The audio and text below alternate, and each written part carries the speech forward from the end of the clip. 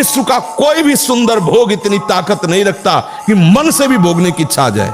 शरीर की तो बात जाने दो, मन से भी भोगने की नहीं रखता। उनके बल से कह रहा हूं, उनके बल से कह रहा हूं, उनके द्वारा दी हुई शांति से कह रहा हूं, उनके द्वारा दी हुई शीतलता से कह रहा हूं। देखा है इसमें काम, देखा है क्रोध, देखा है इसमें, देखा है विकलता देखी भोगों की, और इसमें कृष्ण कृपा भी देखी।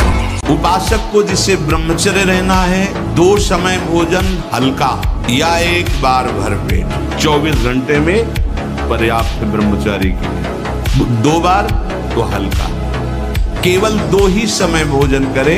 पहला भोजन का समय 10 बजे से लेकर 1 बजे के बीच में, दूसरा संध्या होने के बाद 8 बजे तक, इसके बाद नहीं। अगर इसके बाद आप पाते हैं तो आपकी दिनचर्या में फर्क पड़ेगा, वो आपके कई दोष प्रकट करना।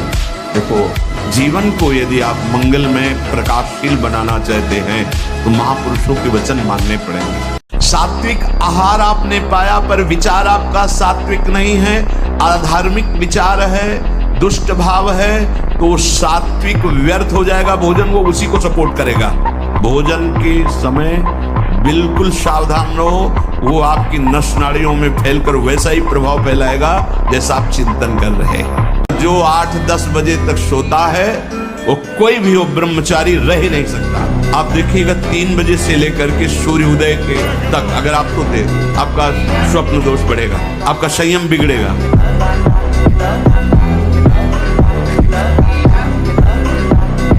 जो ब्रह्मचर्य धारण नहीं करते हैं वो न सदगृहस्थ बन पाते हैं, ना वो वानप्रस्थ, ना वो सन्यासी।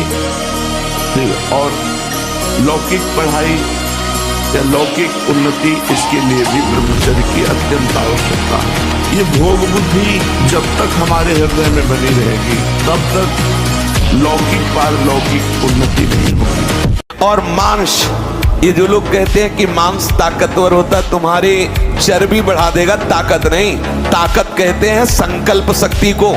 ताकत शरीर शक्ति प्रधानता नहीं होती। संकल्प शक्ति का एक महात्मा पूरे समुद्र को अंजुली में पी गया। देखो, संकल्प शक्ति, शरीर की शक्ति एक सीमित शक्ति है, संकल्प शक्ति एक महान शक्ति है। अब मन जिस विचार में फंसा देता है, बिना मतलब फंसाए, कोई भय नहीं, वो भय दे रहा है। कोई शोक का कारण नहीं, वो शोक दे रहा है, चिंता दे रहा है। किसी भी कार्य को करो, इतना संशय पैदा कर रहा है, पता नहीं काम सफल होगा कि नहीं सफल होगा, कहीं ऐसा तो नहीं हो जाएगा, कहीं ऐसा तो, वो अशांत रखता है। और जब ब्रह्मचर्य, ऐसा कैसे हो सकता है? बल है ना, अध्यात्म बल, शारीरिक बल की बात नहीं कहते। ऐसा कैसे हो सकता है? यदि एक बार ऐसा हुआ तो 1000 बार मैं प्रयास करूंगा और इस पर विजय। वो मतलब जिद्दी स्वभाव, एक निष्ठा उसी से आती है, उसी से।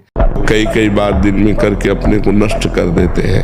तो अभी तो मान लो बुद्धि काम कर रही है आपकी कि आप सभा में इस बात को कह के और आप इससे निकलना चाहते हैं। तो जिस समय मन हस्तमैथुन के लिए कहे, उस समय भगवान से प्रार्थना करो, जोर जोर से भगवान को पुकारो, कृष्ण कृष्ण कृष्ण, राम राम राम, राधा राधा राधा, हे प्रभु मुझे बचाओ। और उस समय टहलने निकलो, बाहर निकल जाओ, एकांत में न रहो। जैसे बाथरूम में है या कमरे में, उस समय तुरंत बाहर निकल जाओ, मन के खिलाफ चलो और उस स्थान को छुओ मत, तो बच जाओगे।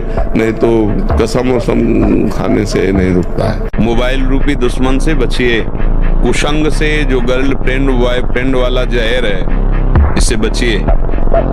ये भले समझ में लोगों को ना आवे, लेकिन हम जो कह रहे हैं उसको समझ लो। ये वो जहर है जो तुम्हारे जीवन को जड़ से नष्ट कर देगा। आगे देख लेना।